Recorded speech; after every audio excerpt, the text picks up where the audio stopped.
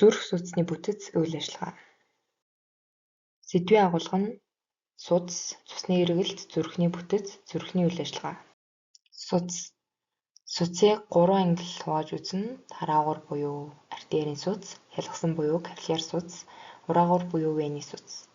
Тараагуур судас нь цусыг өндөр даралтайгаар зөөвөрлөнө. Бүх бат хантай учир цус урсгахдаа их хурдтай урсна. Хялгасан буюу капилляр судас. Цус болон эдийн шингээ хоёрын хооронд шингэн хоол, ижээл, электролит, даавар болон бусад бодисыг солилгож чухал үүрэгтэй. Ураагуур буюу вений судас. Эдээс цусыг зүрхэнд буцааж зөөхөөс гадна цусыг нөөцлөгч боллого. Венд даралт бага, түүний хаана нэмгэн байна. Гэхдээ булчинлаг давхархтай учир энэ нь агшиж, сунаж, нөөцөөс нэмж цусыг бие махбодын эдийн хэрэгцээнд тохируулж хахаж өгнө.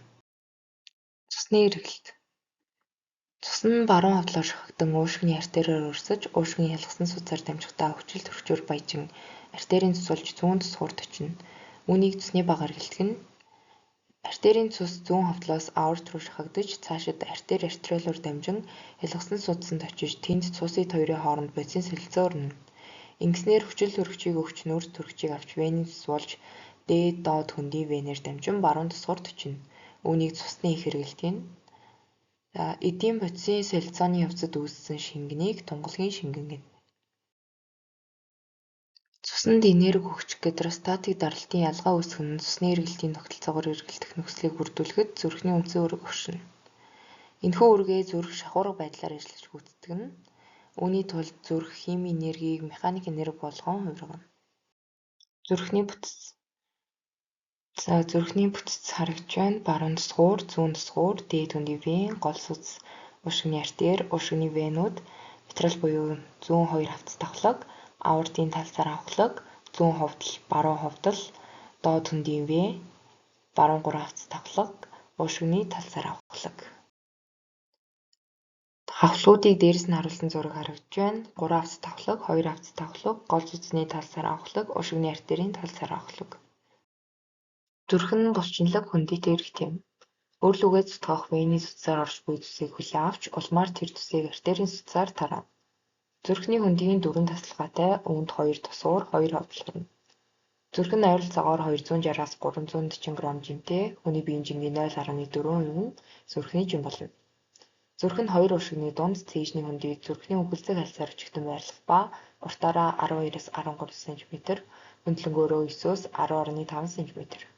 Зүрх нь өөрөөсөө сэрэл үүсгэх чадвартай пейсмейкертэй бөгөөд энэ нь зүрхний тогтмол хэмнэл буюу цохилтыг үүсгэдэг чухал хэсэг юм. Пейсмейкер эсүүд тогтмол цахилгаан импульс үүсгэж зүрх доктортой зөв ритмээр цохилдог. Пейсмейкерээс цахилгаан импульс үүсгэн баруун тусгуурт ирсэн венийн цус нь баруун хавдал руу очино.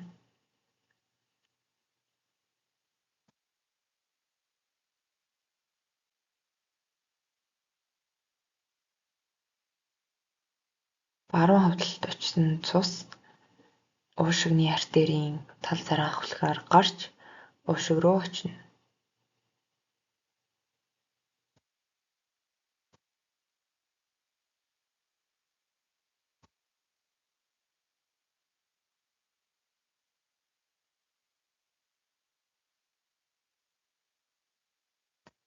Уушигны цусалцангаар нүүрс төрөгчий байдлаар ялгарч амьсгалаар авсан хүчил төрөгчөөр баяжин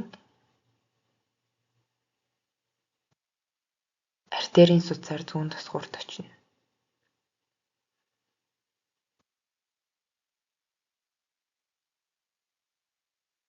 Зүүн тусгуурт ирсэн цус зүүн хавдалд ирнэ.